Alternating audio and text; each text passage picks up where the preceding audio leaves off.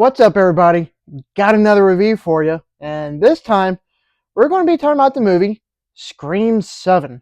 It is the newest sequel in the long-running slasher series that has been around since the mid-90s. I'm a big fan of the series, generally speaking, but I will say that there are some entries that I like more than others. Nothing is ever going to beat the original film by any means, but there have been some sequels that sort of came close, I guess. I will say I did very much enjoy the past couple of films we got, but either way, we're getting the iconic Neve Campbell to come back. If that doesn't sound exciting to you, then I don't know what will. Anyway, is this movie any good? Well, let's talk about it. The movie story follows when a new Ghostface killer emerges in the quiet town where Sidney Prescott has built a new life. Her darkest fears are realized as her daughter becomes the next target. Determined to protect her family, Sidney must face the horrors of her past to put an end to the bloodshed once and for all. You're probably not going to like what I have to say about the movie, but I'm not really that impressed with this sequel. I didn't absolutely hate it, but let's just say that the movie could have been a whole lot better than it was. Obviously, the movie has a pretty good amount of issues, but I'll elaborate on those later. Right now, I want to talk about the actual good things about the movie that I did very much enjoy, whether it be the many thrilling moments, chillingly horrifying kills, and the acting from our main leads.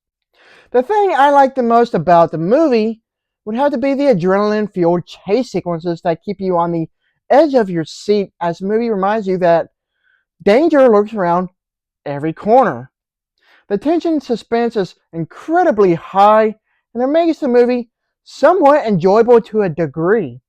When it comes to Ghostface killing people left and right, I will say that the kills in the sequel were the grossest we've ever gotten.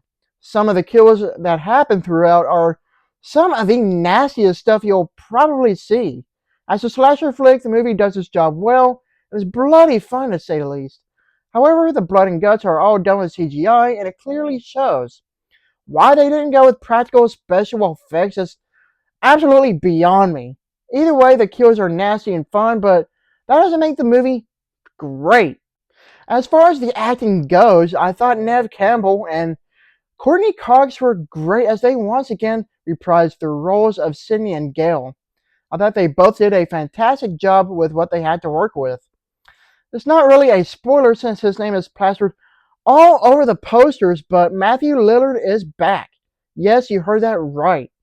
I didn't like how the character was treated in the end, but his performance was off the charts. He was that great. He was definitely a show stealer. The thing I really hated the most about the sequel would definitely have to be the killer reveal at the end. No spoilers, of course, but it's definitely the weakest out of the entire franchise because it's just so dumb with her motivation behind everything being so forgettable. That doesn't tell you how bad it is, then I don't know what will. Another thing that bothered me would have to be the writing. I'm sorry, but I absolutely hated the fact that they used AI and deepfakes for the film's storytelling. When in actuality, the movie feels like it was written by AI, when it's just so mind-boggling how dumb the characters are in the movie with a lack of any sensible logic whatsoever. Let's be real though, AI is absolutely the worst thing to ever exist, as it's ruining everything, including the Scream franchise. Also, the film heavily relies on nostalgia bait, and there's a complete void of any actual character development. In the end, the movie's writing is downright abysmal. With all that said, I thought this movie was just meh. I didn't expect much out of the sequel, and I was still left underwhelmed. This is not the worst Scream movie to ever exist, but it is pretty bland and forgettable because I'm not going to remember much of anything about it in the next day or so. Overall, Scream 7 is a frustratingly mediocre sequel that fails to satisfy the insatiable hunger that fans have been craving for quite some time. While the movie did manage to show some inkling of potential, however, with the way it was all said and done, that was completely squandered.